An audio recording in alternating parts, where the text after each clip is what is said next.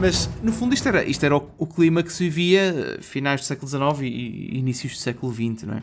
E estávamos precisamente a falar desta questão do H.G. Wells ter esta visão positiva do caminho que a humanidade ia ter, quase utópica, não é? Aliás, utópica em alguns casos.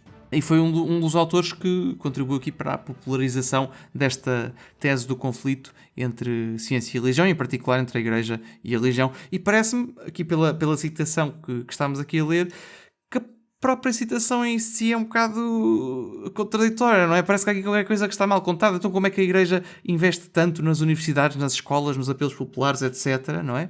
Para o desenvolvimento da educação na Europa, e ele depois pega nisto e diz isto no fundo era tudo só para controlar as mentes, não é? Sim, não é um bocado isso. Quer dizer, é o que ele está a dizer. Qual é o sentido de ensinares as pessoas a pensar para as controlares, não é? Quer dizer... Mas, Gonçalo, isto é um ótimo exemplo. É um ótimo exemplo de quando nós, por educação, por formação, por ambiente social, já estamos predispostos a acreditar que a Igreja Católica é obscurantista, nós ouvimos ou lemos esta frase e nem sequer pestanejamos, passamos ao próximo parágrafo, nem sequer duvidamos do autor, não é? Sim, estamos tão preparados para aceitar isto, não é? Que nem percebemos o absurdo que está a ser dito, não é? Sim, faz-me lembrar aquele pessoal, às vezes, que estuda em universidades tipo Cambridge e Oxford e não sei o quê, que estuda em colégios com o nome de Colégio de Todos os Santos ou Colégio da Eucaristia ou uma coisa assim, com colégios com nomes destes, e depois dizem que a Igreja é contra a ciência, não é? Sim, é um contrassenso completo. É um bocadinho, há aqui uma coisa que está mal contada, não é? Não cola bem, não é? Porque é um investimento gigante investir nesta educação toda para afinal ser só uma coisa, o conhecimento, diz ele, o conhecimento só foi solto pela Igreja Católica inadvertidamente. É assim que ele diz. Sim.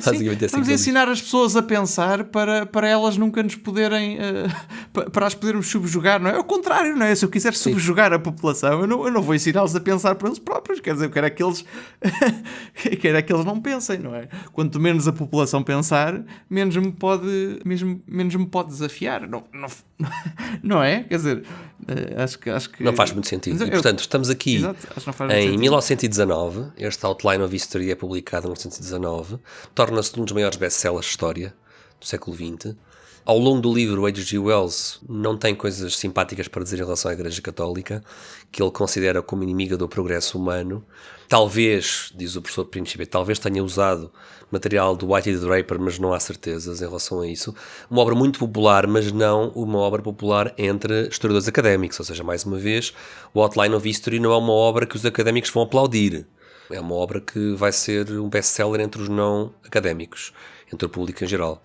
Mas depois ele, convencido, à luz do seu utopismo tecnológico, ele convencido que a sociedade vai ser reformada quando a religião for substituída pela tecnologia, ele, nas suas obras de ficção, muito conhecidas, não é? Ele é muito famoso pelas suas obras de ficção, porque este primeiro livro, Outline of History, não é uma obra de ficção.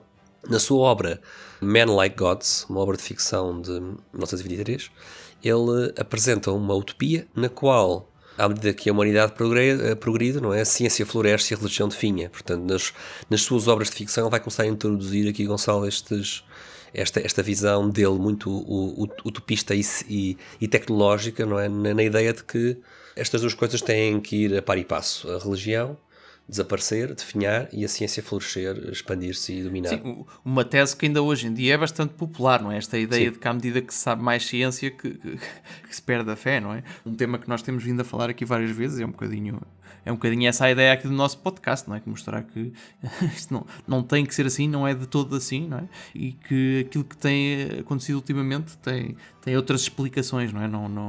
Não tem tanto a ver com o facto de haver um conflito, mas não vale a pena estarmos agora a divagar por esse tema, não é? Até porque este episódio está a ter bastantes divagações. Olá a todos, esperemos que tenham gostado do excerto desta nossa conversa. Se quiserem ver o episódio completo, temos o link na descrição. E se gostam deste conteúdo, não se esqueçam de subscrever, pôr gosto e partilhar. Obrigado e até à próxima.